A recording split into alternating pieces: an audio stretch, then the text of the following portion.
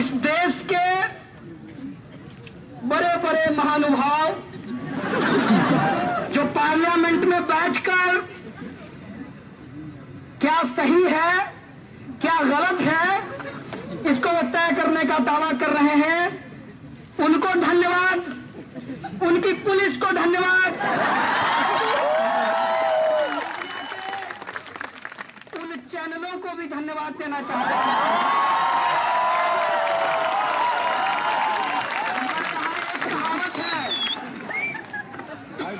हमारे यहाँ एक कहावत है कि बदनाम हुए तो क्या हुआ, नाम नहीं हुआ। कम से कम जेएनयू को बदनाम करने के लिए ही उन्होंने प्राइम टाइम पे जगह दिया।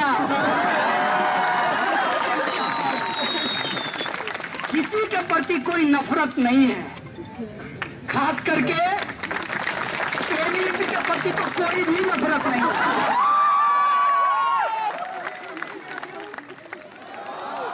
वो इसलिए कि हमारे कैंपस का जो एबीवीपी है वो दरअसल बाहर के एबीवीपी से ज्यादा रेशनल है।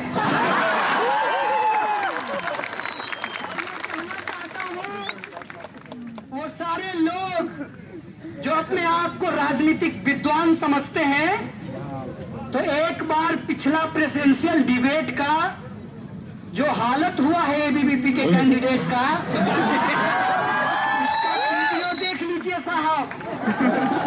और जो मोस्ट इंटेलेक्ट पर्सन है इस देश में एबीवीपी का, जो जेएनयू का एबीवीपी है, उसको जब हमने पानी पानी कर दिया,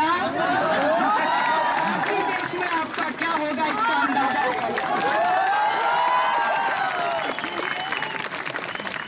एबीवीपी के प्रति कोई दुर्भावना नहीं है, क्योंकि हम लोग सच में लोकतांत्रिक लोग हैं। सचमुच का संविधान में भरोसा करते हैं, इसीलिए एबीवीपी को दुश्मन की तरह नहीं विपक्ष की तरह देखते हैं। और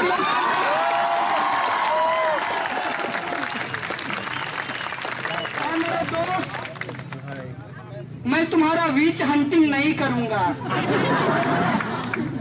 क्योंकि शिकार भी उसका किया जाता है जो शिकार करने के लायक है।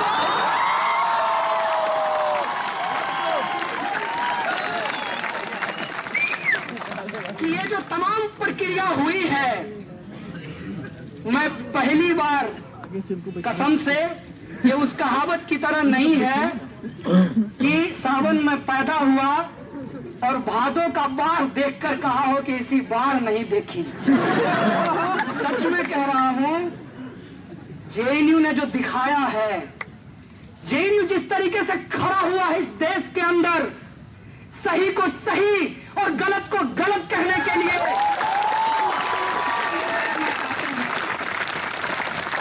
और मजेदार बात यह है कि ये स्पॉन्टेनियस है। और ये बात तो इसलिए कह रहा हूं क्योंकि उनका सब कुछ प्लान्ड था, सब कुछ स्पॉन्टेनियस था।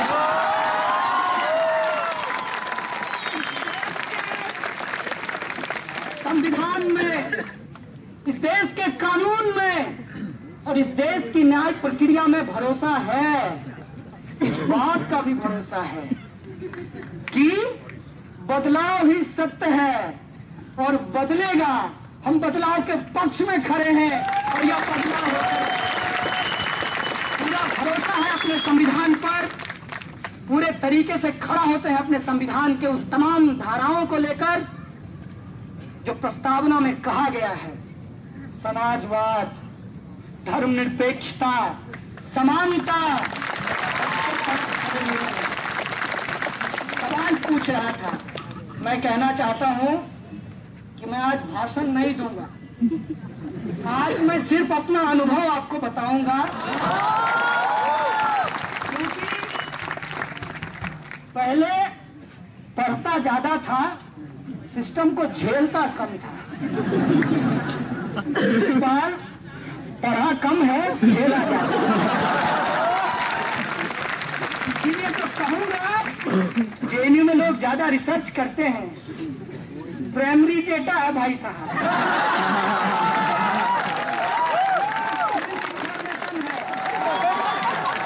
तो पहली बात यह है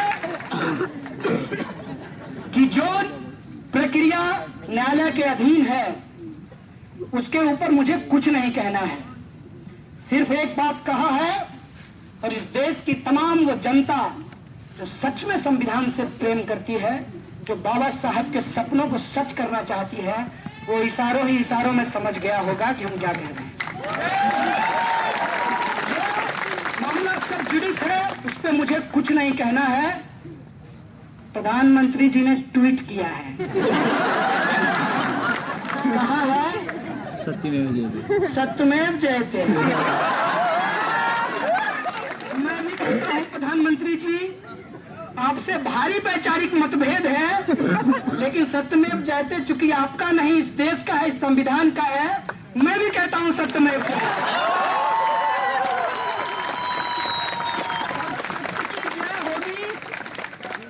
और इस लड़ाई में वो तमाम लोग जो शामिल हैं, उनको एक बात बस कहते हुए अपना अनुभव आपसे शेयर करूंगा। बस वो एक बात यह है कि ये मत समझिएगा कि कुछ स्टूडेंट के ऊपर एक पॉलिटिकल टूल की तरह सेडिशन का इस्तेमाल किया गया है। इसको ऐसे समझिएगा कि मैं ये बात अक्सर बोला हूं अपने भाषणों में। हम लोग गांव से आते हैं, मेरे परिवार से भी शायद आप लोग मुखातिब हो चुके हैं। तो हमारे यहाँ रेलवे स्टेशन पे जिसको टीशन कहा जाता है, वहां पर जादू का खेल होता है। जादूगर दिखाएगा जादू, बेचेगा अंगूठी, मनपसंद अंगूठी, और जिसकी जो इच्छा है वो अंगूठी पूर्ण कर देगी, ऐसा जादूगर कहता है। इस देश के भी कुछ नीति निर्माता हैं, वो कहते हैं काला धन आएगा, हर हर मोदी, महंगाई कम होगी, बहुत हो गई, सही मत सही है, अब की बार ले आइए विकास। वो सारे जुमले आज लोगों के जहन में हैं। हालांकि हम भारतीय लोग भूलते जल्दी हैं, लेकिन इस बार का तमाशा इतना बड़ा है कि भूल नहीं पा रहे।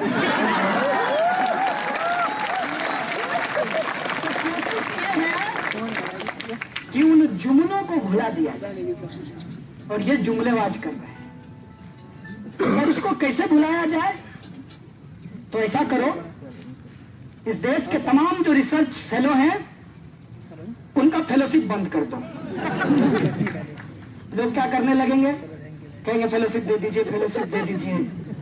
फिर कहेंगे कि अच्छा ठीक है, जो 5,000 और 8,000 देता था वही कंटिन्यू रहेगा। मतलब बढ़ाने का मामला गया। बोलेगा कौन? जेएनयू। तो जब आपको गालियां पड़ रही है, चिंता मत कीजिएगा, जो कमाए हैं वही खा रहे हैं आप लोग।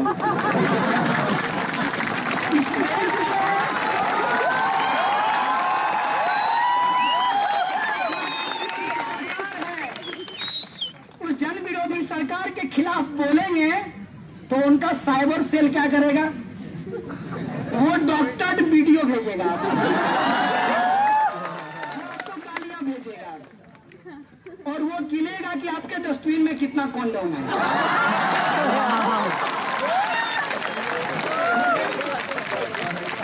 ये बहुत गंभीर समय है, इसीलिए इस गंभीर समय में हम लोगों को गंभीरता से कुछ सोचने की जरूरत है कि जेएनयू पे हमला एक नियोजित हमला है, इस बात को आप समझिए। और ये नियोजित हमला इसलिए है कि आप ऑक्यूपाई यूजीसी मूवमेंट को डिलेजिटिमेट करना चाहते हैं। ये नियोजित हमला इसलिए है कि आप रोहित वेमुला के जस्टिस के लिए जो लड़ाई लड़ी जा रही है, उस लड़ाई को आप खत्म करना चाहते हैं। आप जेएनयू का मुद्दा इसलिए प्राइम टाइम पे चला रहे हैं माननीय XRSS, क्योंकि आप इस देश के लोगों को भुला देना चाहते हैं कि मौजूदा प्रधानमंत्री ने 15 लाख रुपया उनके अकाउंट में आने की बात कही थी। लेकिन एक बात मैं आपको कह देना चाहता हूं, जेएनयू में एडमिशन पाना आसान नहीं है, तो जेएनयू के लोगों को भुला देना भी आसान नहीं है।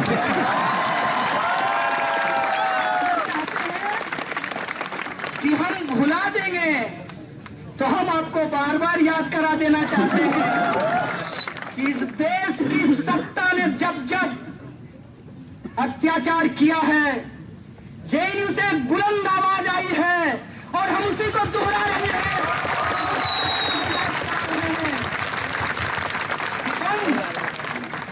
हमारी लड़ाई को डाइल्यूट नहीं कर सकते हो। क्या कह रहे हैं? एक तरफ देश के सीमाओं पे नौजवान मर रहे हैं, मैं सैल्यूट करना चाहता हूं उनको जो लोग सीमा पे मर रहे हैं। मेरा एक सवाल है, जेल में मैंने एक बात सीखी है कि जब लड़ाई विचारधारा की हो तो व्यक्ति को बिना मतलब का पब्लिसिटी नहीं देना चाहिए। इसीलिए मैं उस लीडर का नाम नहीं लूंगा। बीजेपी के एक नेता ने लोकसभा में कहा कि नौजवान सीमा पे मर रहे हैं। मैं पूछना चाहता हूं कि वो आपका भाई है या फिर इस देश के अंदर जो करोड़ों किसान आत्महत्या कर रहे हैं, जो रोटी उगाते हैं हमारे लिए, और उन नौजवानों के लिए जो उस नौजवान के पिता भी हैं, उसके बारे में तुम क्या कहना चाहते हो?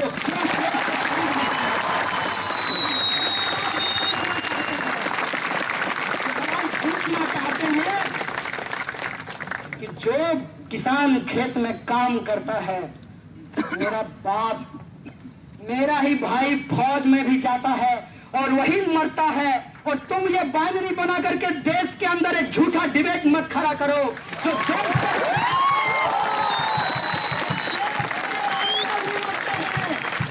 सीमा पर भी मरते हैं। हमारा सवाल है कि तुम पार्लियामेंट में खड़ा होकर किसके खिलाफ राजनीति कर रहे हो? वो जो मर रहे हैं उनकी जिम्मेवारी कौन लेगा? लड़ने वाले लोग जिम्मेवार नहीं हैं, लड़ाने वाले लोग जिम्मेवार हैं। शांति मुझे याद आ रही है, शांति नहीं तब तक जब तक सुख भाग न सबका सम होगा। नर का सम है, इसलिए मैंने जेएनयू में जेंडर सेंसिटिव होते हुए सबका कर दिया। शांति नहीं तब तक जब तक सुख भाग न सबका सम होगा, नहीं किसी को बहुत अधिक और नहीं किसी को कम होगा। युद्ध के लिए जिम्मेवार कौन है? कौन लड़ाता है लोगों को? कैसे मर रहे हैं मेरे पिताजी और कैसे मर रहा है मेरा भाई? हम पूछना चाहते हैं ये बाइनरी बनाने वाले प्राइम टाइम के 2 टकिए स्पीकरों से।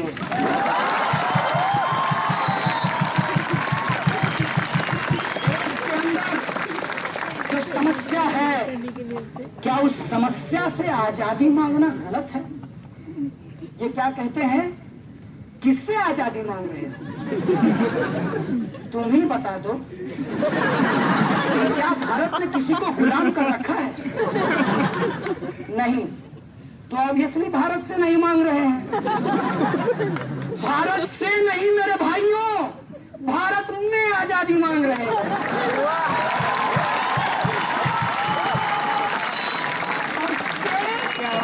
और में फर्क होता है। अंग्रेजों से आजादी नहीं मांग रहे हैं, वो आजादी इस देश के लोगों ने लड़ करके लिया है।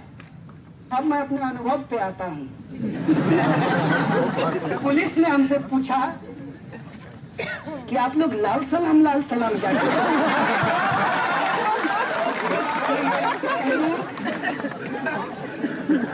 कि ये इन्वेस्टिगेशन का पार्ट नहीं था। पुलिस हमको कभी खाना खिलाने के लिए, कभी मेडिकल कराने के लिए ले जाती थी। और हम जेएनयू के लोग, उसमें से भी मैं ब्रह्मपुत्रा का, तो मैं बिना बात किए रहता कैसे? तो मैं उनसे बात करने लगा और बात किया तो वो आदमी भी वैसा निकला जैसा मैं।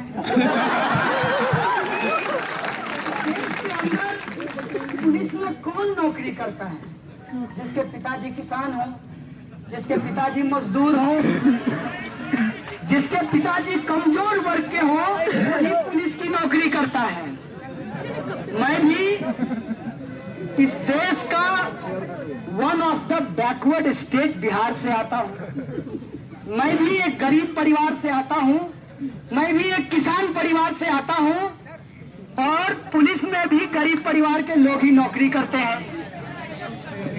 मैं कांस्टेबल, हेड कांस्टेबल और इंस्पेक्टर तक की बात कर रहा हूँ। आईपीएस साहब से मेरा ज्यादा इंटरेक्शन नहीं हुआ। तो वो जो सिपाही था उससे बातचीत हुई, और जो भी मैं अनुभव कहूंगा वो बस बातचीत का हिस्सा है। उसने पूछा कि लाल सलाम क्या है? हमने कहा लाल मतलब क्रांति, और सलाम मतलब क्रांति को सलाम। तो कहा मतलब समझ में नहीं आया। बोले इनकलाब जिंदाबाद। बोला जानते हैं। तो बोले क्रांति को ही उर्दू में इनकलाब कहते हैं। ये स्लोगन तो एबीवीपी भी लगाती है। हम बोले अब समझ में आया कि वो नकली इनकलाबी है, हम असली।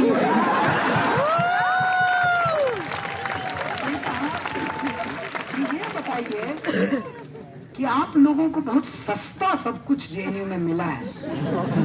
हम बोले एक बात बताएं। बोला बताइए।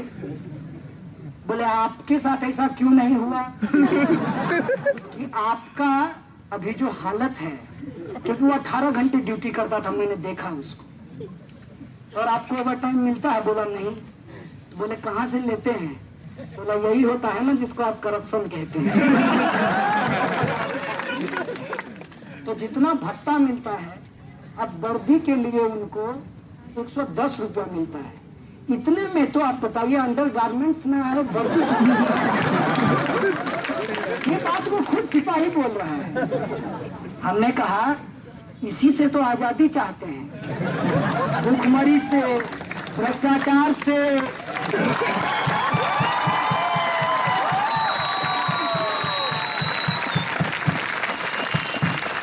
हरियाणा में एक आंदोलन शुरू हो गया, और आप सब लोग जानते हैं कि दिल्ली पुलिस में ज्यादातर लोग हरियाणा से आते हैं। मैं उनको बहुत सैल्यूट करता हूं, क्योंकि वो लोग बहुत मेहनती लोग होते हैं। तो हमने कहा ये आरक्षण, बोला जातिवाद बहुत खराब है। हम बोले इसी जातिवाद से तो आजादी चाहते हैं। बोला इसमें तो कोई गलत नहीं है, इसमें तो कोई देशद्रोह नहीं है। हम बोले आप ये बताइए कि सिस्टम में सबसे ज्यादा पावर किसको है? बोला हमारे डंडे को। कहा बिल्कुल सही बात। क्या आप ये डंडा अपनी इच्छा से चला सकते हैं? बोला नहीं। तुम बोले सारा पावर किसके पास चला गया? बोला जो फर्जी ट्वीट पे स्टेटमेंट दे रहा है।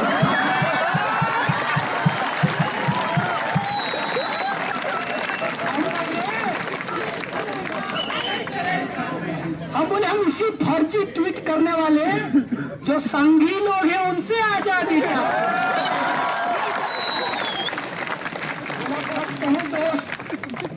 अब ऐसा लगता है कि हम और तुम एक साथ खड़े हैं।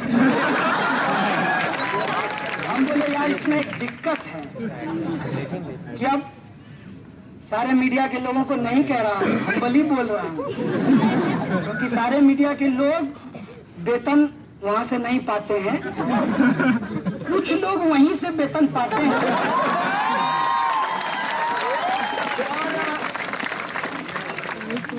मीडिया में काम करते करते, उधर पार्लियामेंट में रिपोर्टिंग करते करते अंदर जाने के प्रयास में है, तो उन लोगों ने ही ना ऐसा माहौल बना दिया है कि हम आपसे 1-to-1 बात करते हैं और वो देखिए सनसनीखेज। ऐसा कितने हैं, सब कहो दोस्त। तो मेरी तो ये इच्छा हुई थी कि जब तुम आओगे, क्योंकि तुम्हारा नाम FIR में आ गया था, हम बोले FIR से पहले ABVP के पर्चे में आ गया।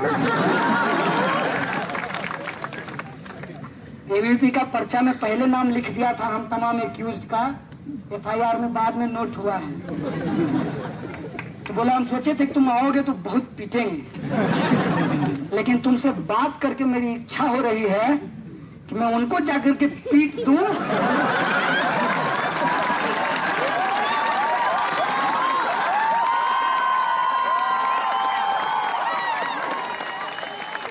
गंभीर बात कहा है उसने, और मैं इस पे ध्यान दिलाना चाहता हूं मीडिया के माध्यम से पूरे मुल्क के लोगों को।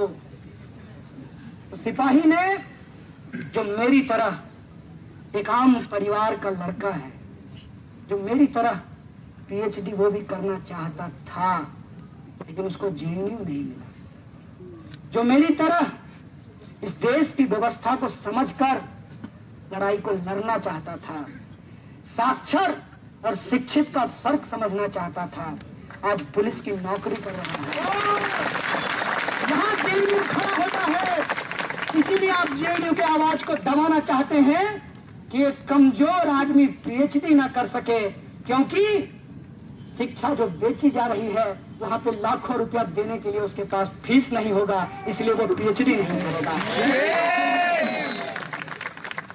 आप बंद करना चाहते हैं उन तमाम आवाज को जो यूनाइट हो सकता है, चाहे वो सीमा पे खड़ा हो, चाहे खेत में अपनी जान दे रहा हो, या JNU में आजादी के लिए संघर्ष कर रहा हो, आप उस आवाज को मिलने नहीं देना चाहते।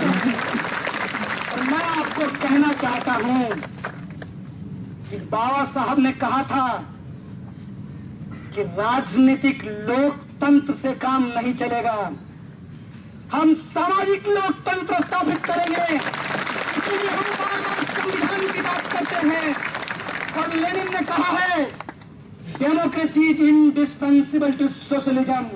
इसीलिए हम डेमोक्रेसी की बात करते हैं, इसीलिए हम फ्रीडम ऑफ एक्सप्रेशन की बात करते हैं, इसीलिए हम इक्वलिटी की बात करते हैं, हम इसीलिए सोशलिज्म की बात करते हैं कि एक चपरासी का बेटा और एक राष्ट्रपति का बेटा एक स्कूल में पढ़ाई कर सके।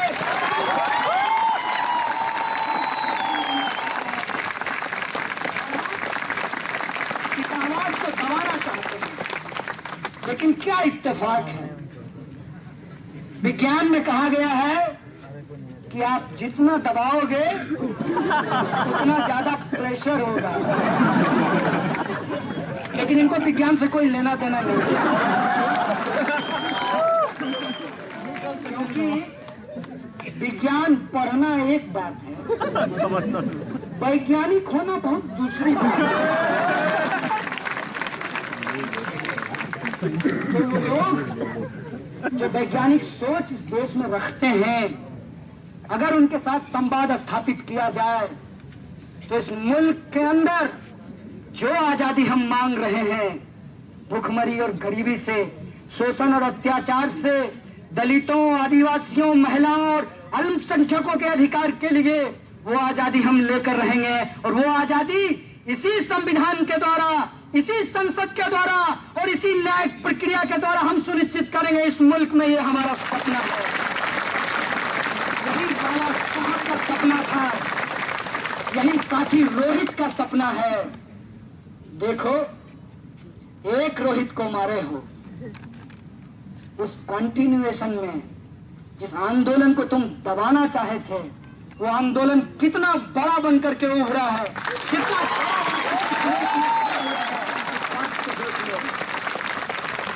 एक बात और है, अपने जेल के अनुभव से कहना चाहता हूं कि हम JNU के लोग, और ये मेरा सेल्फ क्रिटिसिज्म है, अगर आप लोगों को भी अपना सेल्फ क्रिटिसिज्म लगे, इसको मानिएगा जरूर।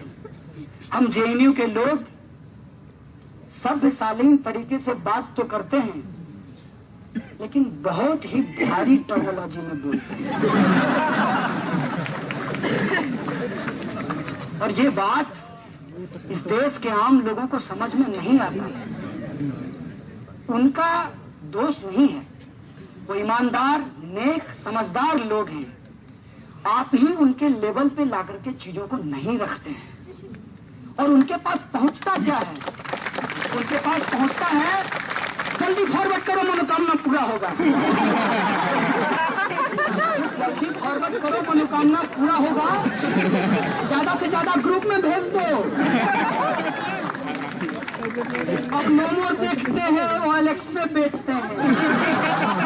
ये जो बेचने की मानसिकता बनाई गई है इस देश के अंदर, उसके साथ हमको संवाद स्थापित करना है। और मैं जेल के अनुभव से कहना चाहता हूं कि मुझे जेल में 2 बाउल मिला। एक का कलर कटोरी, एक का कलर ब्लू था और दूसरे का कलर लाल था। मैं कटोरी को देखकर बार बार ये सोच रहा था कि मुझे डेस्टिनी पे तो कोई भरोसा नहीं है, भगवान को भी नहीं जानते हैं, लेकिन कुछ अच्छा इस देश में होने वाला है। एक साथ लाल और ब्लू कटोरी है, एक प्लेट है। और वो प्लेट मुझे भारत की तरह दिख रहा था और वो ब्लू कटोरी मुझे अम्बेडकराइट मूवमेंट लग रहा था।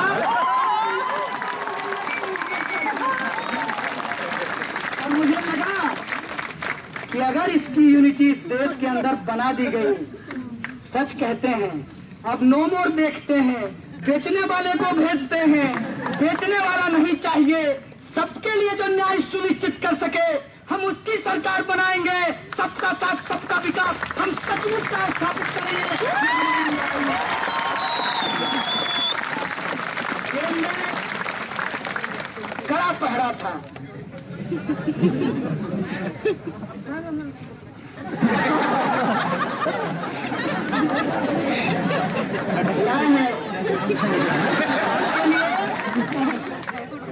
चना लेकर आए हैं।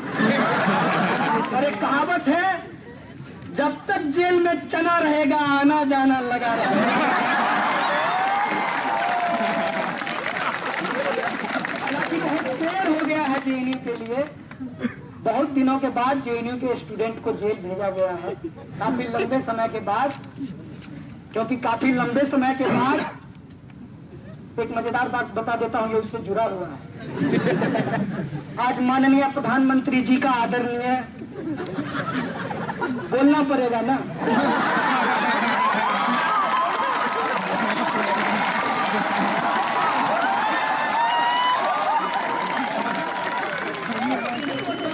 करके फिर से एक्सटेंशन लगा दिया जाए। तो माननीय प्रधानमंत्री जी कह रहे थे, स्टालिन और खुश्चेव की बात कर रहे थे। मेरी इच्छा हुई कि मैं टीवी में घुस जाऊं और उनका सूट पकड़ कर कहूं, मोदी जी थोड़ी हिटलर की भी बात करनी चाहिए।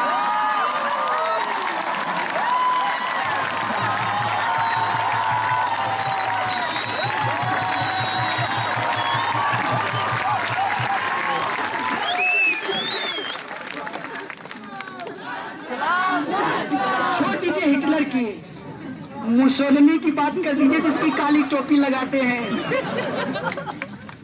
जिससे आपके गुरुजी गोलवलकर साहब मिलने गए थे और भारतीयता की परिभाषा जर्मन से सीखने का उपदेश दिया था। तो हिटलर की बात, खुश्चेव की बात, प्रधानमंत्री जी की बात, उसी वक्त योजना की बात हो रही थी। मन की बात करते हैं, सुनते नहीं।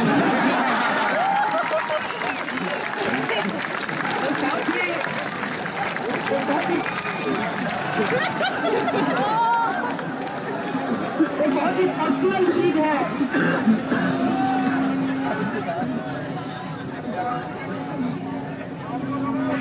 मेरी माँ से आज लगभग 3 महीने महीने के बाद मेरी बात हुई है।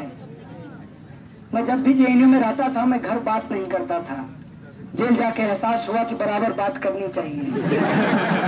आप लोग भी करते रहिएगा अपने घर वालों से। तो मैंने अपनी माँ को कहा कि तुमने मोदी पे बड़ा अच्छा चुटकी लिया।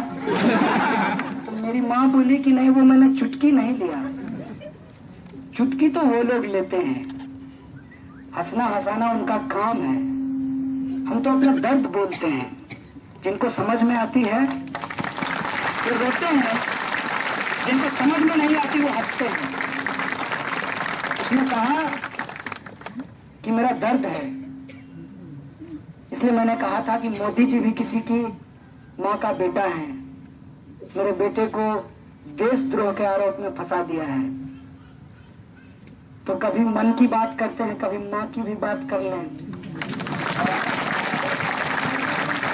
मेरे पास कोई शब्द नहीं था उसको कहने के लिए, क्योंकि इस देश के अंदर जो हो रहा है उसमें एक बहुत ही खतरनाक प्रवृत्ति है। इसीलिए मैं किसी एक पार्टी की बात नहीं कर रहा, इसीलिए मैं एक मीडिया चैनल की बात नहीं कर रहा, इसीलिए मैं सिर्फ सैनिकों की बात नहीं कर रहा, मैं सच में पूरे देश की बात कर रहा हूं। कैसा देश होगा जिस देश में देश के लोग ही नहीं होंगे। आप सोचिए, जेएनयू के पक्ष में अगर जो लोग खड़ा हुए हैं उनको बार बार सैल्यूट करने की जरूरत है, क्योंकि वो इस बात को समझ रहे हैं कैसे लोग आते हैं जेएनयू में। यहां पर 60% लड़कियां पढ़ती हैं। देश का एकमात्र संस्थान है, दावे के साथ कह सकता हूं तमाम कमियों के बावजूद जेएनयू एकमात्र ऐसा संस्थान है जो रिजर्वेशन पॉलिसी को लागू करता है। और जहां लागू नहीं करता वहां लागू कराने के लिए हम लोग लड़ते हैं, संघर्ष करते हैं। जहां जो लोग आते हैं, ये बात मैंने आज तक आप लोगों को नहीं कहा होगा और आप लोगों को मालूम भी नहीं चला होगा कि मेरा परिवार 3,000 रुपए में चलता है। क्या मैं पीएचडी कर सकता हूं किसी बड़ी बड़ी यूनिवर्सिटी में? और इस तरीके से जेएनयू पे जब हमला किया जा रहा है और जो लोग इसके पक्ष में खड़ा हो रहे हैं, मुझे कोई संपर्क नहीं है किसी राजनीतिक पार्टी से, क्योंकि मेरी अपनी एक विचारधारा है, लेकिन जो लोग खड़ा हो रहे हैं उनको भी देशद्रोही कहा जा रहा है। सीताराम येचुरी को भी मेरे साथ देशद्रोह के केस में डाल दिया, राहुल गांधी को मेरे साथ देशद्रोह के केस में डाल दिया, डी राजा को देशद्रोह के केस में डाल दिया, और जो मीडिया के लोग केजरीवाल को डाल दिया। जो लोग मीडिया के लोग जो जेएनयू के पक्ष में बोल रहे हैं, दरअसल वो जेएनयू के पक्ष में नहीं बोल रहे, वो सही को सही और गलत को गलत बोल रहे हैं।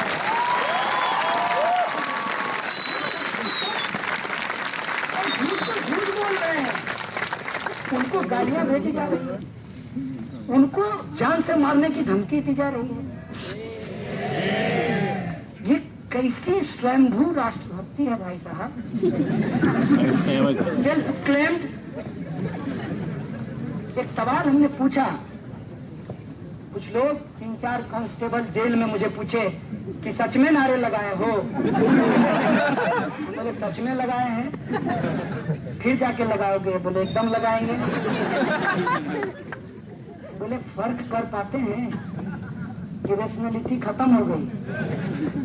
भाई साहब अभी 2 साल ही सरकार को आया हुआ है, 3 साल और झेलना है। इतनी जल्दी यह देश अपनी रेशनैलिटी लूज नहीं कर सकता है, क्योंकि देश के 69% लोगों ने उस मानसिकता के खिलाफ वोट दिया है। इस बात को डेमोक्रेसी में याद रखिए। केवल 31% लोग, और उसमें से भी कुछ आपके जुमलेबाजी में फंस गए। कुछ को तो आपने हर हर कह के ठग लिया, आजकल अरहर से परेशान है।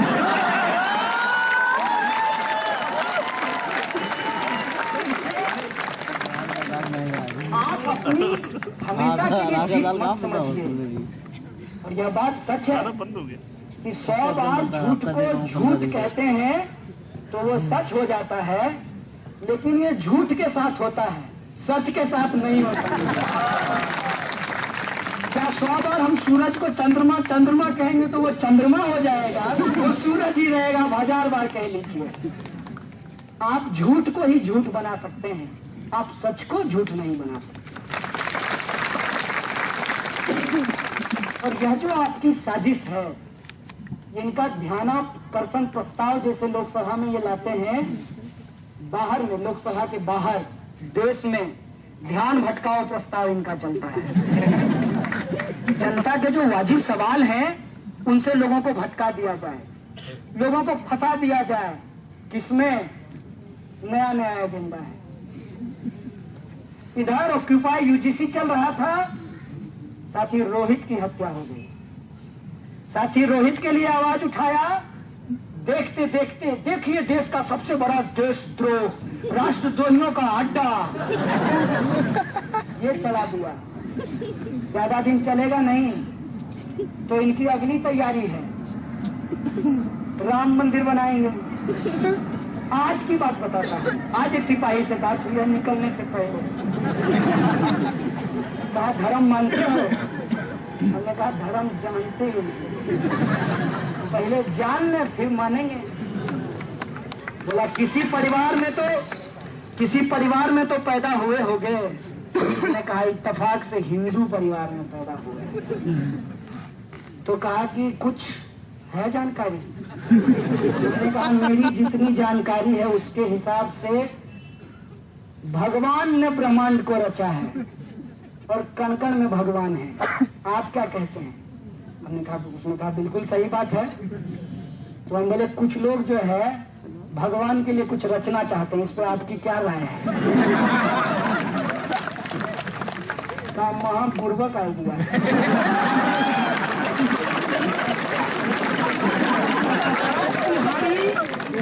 कितना बार चढ़ाओगे भाई? 80 से 180 एक बार बना लिए थे, बेड़ा पार लगा दिए थे, मुख में राम बगल में छुरी।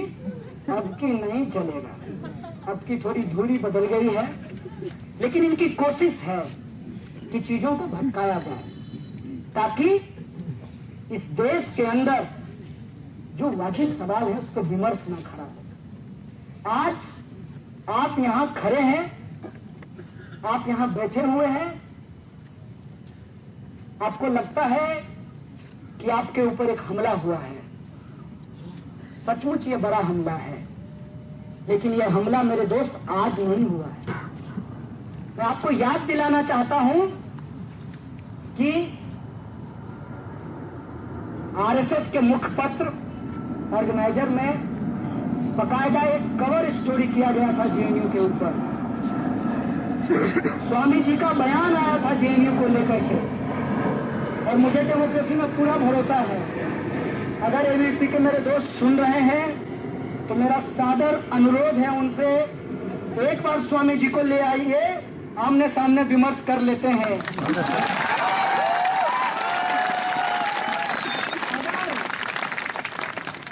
तार्किक तरीके से, कुतर्क से नहीं, अगर तार्किक तरीके से वो साबित कर देंगे कि जेएनयू को 4 महीने के लिए बंद कर देना चाहिए तो मैं उनकी बात पे सहमत हो जाऊंगा। अगर नहीं तो मैं उनसे आग्रह करूंगा, जैसे पहले देश से बाहर थे फिर चले जाइए देश में। इस तरीके से हमला किया जाता है। तो मजेदार बात मैं आपको बताऊं, शायद आप लोग कैंपस के अंदर थे तो उन चीजों को देख नहीं पाए। कितना प्लानिंग था, पूरा प्लान, डे 1 से प्लान था। इतना भी दिमाग नहीं लगाते हैं मेरे दोस्त, तो यहाँ के जो एबीवीपी का दोस्त नहीं है, वो बाहर का एबीवीपी कि पोस्टर तक नहीं बदलता है। जो प्रोटेस्ट जिस हैंडबिल के साथ, जिस तख्ती के साथ हिंदू क्रांति सेना करता है, वही प्रोटेस्ट उसी तख्ती के साथ एबीवीपी करता है। वही प्रोटेस्ट, वही कंटेंट, उसी डिजाइन के साथ quote and quote ex army man march करते हैं। इसका मतलब है कि सबका प्रोग्राम नागपुर में तय हो रहा है। ये कोई स्पॉन्टेनियस प्रोग्राम नहीं है मेरे दोस्त। मोटी मोटी एक बात है, और वो बात है इस मुल्क के अंदर जो आवाज है संघर्ष की, उसको दबाना। मोटी मोटी बात है कि इस देश के लोगों के सामने जो उसके जीवन के बुनियादी सवाल हैं, उससे जनता के ध्यान को भटकाना। और मोटा मोटा सवाल है कि इस जेएनयू कैंपस के अंदर जो लड़ने वाले लोग हो, चाहे वो अनिर्बान हो, चाहे वो उमर हो, चाहे अनंत हो, आशुतोष हो, चाहे कन्हैया हो, चाहे आप सब में से कोई हो, उसको देशद्रोही बता करके जेएनयू की आवाज को दबाना, जेएनयू को डिलेजिटिमेट करना, इस संघर्ष को खत्म करना। लेकिन हम उनको कहना चाहते हैं कि इस संघर्ष को तुम दबा नहीं पाओगे। तुम जितना दबाओगे हम उतना खड़ा होंगे।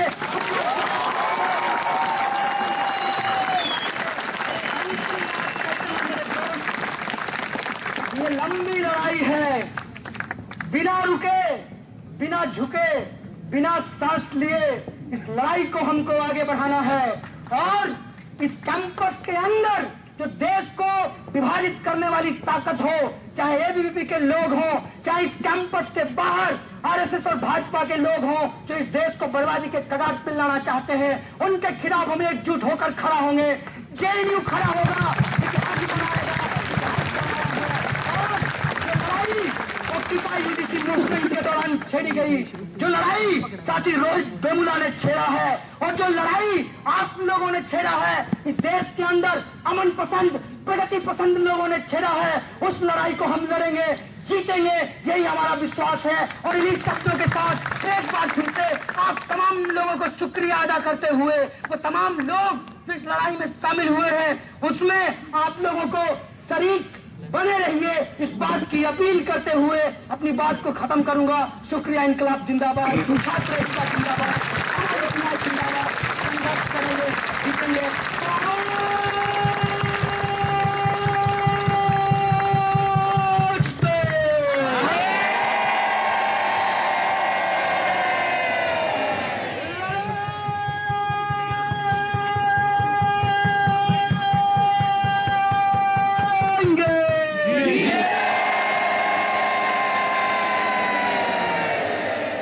के साथियों को बहुत बहुत धन्यवाद। और एक बार तो वो नारा आजादी वाला कॉन्टेक्स्ट के साथ बनता है, पूरे देश के लोगों के पास जाना जरूरी है, क्योंकि मैं स्पष्ट करना चाहता हूं आपके माध्यम से, और ये आग्रह है कि जेएनयू को जितना आपने समय दिया है, थोड़ा सा समय जरूर दीजिएगा और पूरे देश को बताइएगा कि जेएनयू के छात्र आजादी मांगते हैं, भारत से नहीं, भारत को लूटने वालों से आजादी मांगते हैं।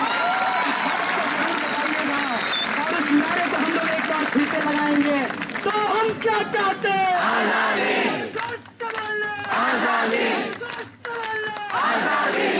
क्या बोले? आजादी। मैं भी बोलूं आजादी, तुम भी बोलो आजादी, बोलो आजादी, बोलो आजादी, मिलकर बोलो आजादी, हौले बोलो आजादी, धीरे बोलो आजादी, बोलो आजादी, भारत से आजादी, संघवाद से आजादी, जातिवाद से आजादी, मनुवाद से आजादी, मनुवाद से आजादी, हम लड़के लेंगे आजादी, तुम कुछ भी कर लो आजादी, हम लेकर रहेंगे आजादी, हक हमारी आजादी है, जान से प्यारी आजादी है, प्यारी प्यारी आजादी, तो मैं भी मांगू आजादी, तो तुम भी मांगो आजादी, तो जेएनयू मांगे आजादी, तो सीयू मांगे आजादी, तो जामिया मांगे आजादी, तो अलीगढ़ से आजादी, तो पीयू से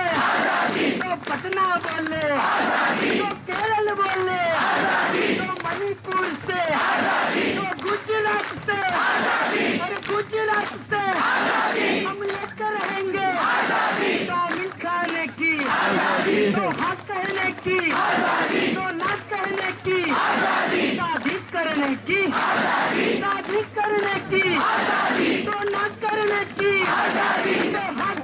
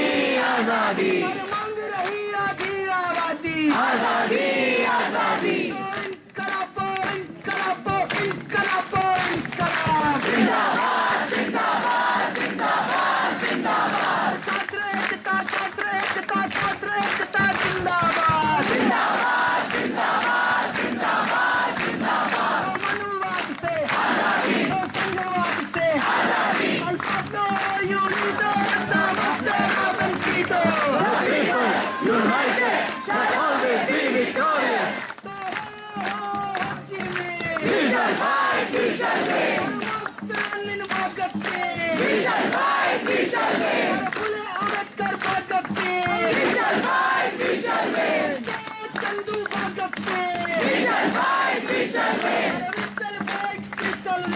We shall fight, we shall win. प्रतिवाद में, प्रतिरोध में, प्रतिशोध में कांग्रेस. खड़ा करो बैरिकेड. जुर्म की टक्कर में संघर्ष हमारा नारा है. संघर्ष करेंगे, जीतेंगे. इस बार नहीं हम छोड़ेंगे. संघर्षों की चली मसाल. भागे दुश्मन, दुश्मन और डराओ. करम मुझको तोड़ेंगे, इतिहास की धारा मोड़ेंगे. करम मुझको तोड़ा है, इतिहास की धारा मोड़ा है. सरपरस्ती की तमन्ना हमारे दिल में है. देखना है दौर कितना बाजुए का दिल में है. दिल में जब दिल करेगा सत्ता के हथियारों से. चप्पा चप्पा धूल उड़ेगा इंकलाब के नारों से. हम भी उसको ध्वस्त करेंगे रक्ताबद्ध कतारों से. चप्पा चप्पा धूल उड़ेगा इंकलाब के नारों से. छात्र शिक्षक एकता जिंदाबाद. जिंदाबाद जिंदाबाद. शिक्षकों की एकता जिंदाबाद. जिंदाबाद जिंदाबाद. लड़े चलो, लड़े चलो, लड़े चलो. बढ़े चलो, बढ़े चलो, बढ़े चलो. शिक्षक को लाल सलाम, लाल सलाम, लाल सलाम. कर्मचारियों को लाल सलाम, लाल सलाम, लाल सलाम. कांग्रेस पक्षों को लाल सलाम, लाल सलाम, लाल सलाम. कांग्रेस उमर को लाल सलाम, लाल सलाम, लाल सलाम. कांग्रेस अनिवन को लाल सलाम, लाल सलाम, लाल सलाम. कांग्रेस नेमत को लाल सलाम, लाल सलाम, लाल सलाम. कांग्रेस अनिल को लाल सलाम, लाल सलाम, लाल सलाम. लाल लाल लाल लाल लाल लाल लाल सलाम, लाल सलाम, लाल सलाम, लाल सलाम, लाल सलाम. कांग्रेस को लाल सलाम, लाल सलाम, लाल सलाम. कांग्रेस को लाल सलाम, लाल सलाम, लाल सलाम. Red salute, red salute to Congress. We salute, red salute, red salute to Congress. We salute, red salute, red salute to Congress. We salute, red salute, red salute to Congress. President को लाल सलाम, लाल सलाम, लाल सलाम. President को लाल सलाम, लाल सलाम, लाल सलाम. Congress को लाल सलाम, लाल सलाम, लाल सलाम. वापस लो, वापस लो, वापस लो. वापस लो, वापस लो, वापस लो. तो सभी से हमारा मौका है. मेडिसन नहीं चलेगा, नहीं चलेगा, नहीं चलेगा. साथियों, सबसे पहले जो मीडिया के लोग हैं यहाँ जो मौजूद है मीडिया कर्मी, उनसे एक विनम्र आग्रह है कि कल 4 बजे यहीं पर हम लोग जेएनयू-एसयू की तरफ से, क्योंकि एक जेएनयू-एसयू और चल रहा है. मुझे बड़ा सुनकर आश्चर्य हुआ, लेकिन एक बात में खुशी भी हुई कि जो नॉन सिग्नेटरी पोस्ट है जेएनयू-एसयू का, एबीवीपी के लिए वो भी बहुत इंपॉर्टेंट हो गया है बाहर में. और जो सिग्नेटरी पोस्ट है, ये हमारा कॉन्स्टिट्यूशन कहता है, ये मैं नहीं कह रहा हूं. जनरल सेक्रेटरी और प्रेसिडेंट नहीं होने के बावजूद एक काउंसिल मीटिंग बुलाई गई थी. मैं उसको फर्जी नहीं कहूंगा, क्योंकि फर्जी को बार बार फर्जी नहीं कहना चाहिए. तो एक काउंसिल मीटिंग बुलाई गई थी, तो वो जो बुलाई गई थी सो बुलाई गई थी. एक सच में जेएनयू-एसयू का सारे ऑफिस बेरर के साथ एक काउंसिल मीटिंग बुलाएंगे. और हमारा एक मजबूत सवाल है कि जो संघर्ष हमने सबके फेलोशिप के लिए छेड़ा है, जो संघर्ष हम साथी रोहित के जस्टिस के लिए हमने छेड़ा है, उस संघर्ष को हम आगे बढ़ाएंगे. और इस संघर्ष के रास्ते में कितना भी सेडिशन लगा लो भाई, क्योंकि अंग्रेजों के चेले हो, अंग्रेजों के तरीके से ही अपने लोगों का ट्रीटमेंट करना चाह रहे हो। अंग्रेज लिखते थे रेस्टोरेंट के बाहर, dogs and Indians are not allowed. ये आजकल ये कह रहे हैं कि non RSS and non BJPite are not allowed. तो हम लोग कुछ भी हो, बीजेपी तो नहीं है भाई। कुछ भी हो, मनुवादी और ब्राह्मणवादी तो नहीं है भाई। तो इसमें समानता आएगी, ये विश्वास है। जब तक नहीं आएगी तब तक भी तुम्हारे मनुवाद के साथ नहीं खड़े होंगे भाई, संघवाद के साथ नहीं खड़े होंगे। और तुम जो ये पॉलिटिकल टूल की तरह सेडिशन का इस्तेमाल कर रहे हो, मैं इस केस के मेरिट पे कोई बातचीत नहीं कर रहा हूं। मैं इन जनरल जो सेडिशन है उस पर एक सवाल खड़ा कर रहा हूं। तो दो स्तर पे ये लड़ाई रहेगी। पहली, तो जेएनयू का अपना एजेंडा है, हम उसको लेकर आगे बढ़ेंगे। और दूसरा, जो चार्जेस सेडिशन का लगाया गया है, उस चार्जेस के खिलाफ हम संघर्ष को तेज करेंगे। और इस बात को झंडेवाला या नागपुर में नहीं तय करेंगे, विद्रोही भवन में तय करेंगे, यूनिवर्सिटी ऑफिस में तय करेंगे, अपने संविधान से तय करेंगे जो हमको लड़ने का अधिकार देता है। तो अपने संविधान सम्मत लड़ाई को आगे बढ़ाएंगे। और तमाम टीचर, तमाम वो लोग, हमारे साथी जिनके ऊपर सेडिशन लगा है और जो लोग जेल में हैं उम्र अनिवान, उनकी रिहाई के लिए संघर्ष करेंगे। अदालत तय करेगा कि क्या देशद्रोह है और क्या देशभक्ति है। यह तय मैडम स्मृति ईरानी नहीं तय करेंगी, क्योंकि हम उनके बच्चे नहीं।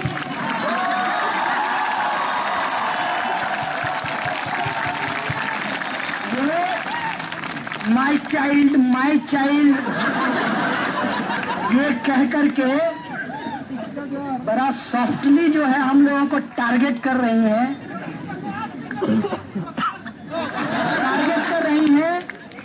एक बात मैं कह देता हूं, और मेरी जो महिला साथी है वो अदरवाइज ना ले। मैंने पहली बार स्मृति ईरानी जी के अभिनय कौशल को देखा। पार्लियामेंट में क्या performance!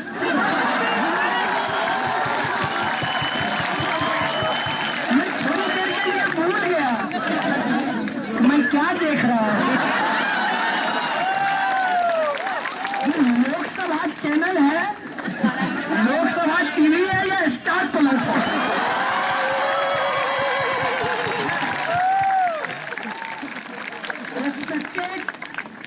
Most respected, extremely respected, Madam Smriti Irani ji, we are not your child, we are genuine.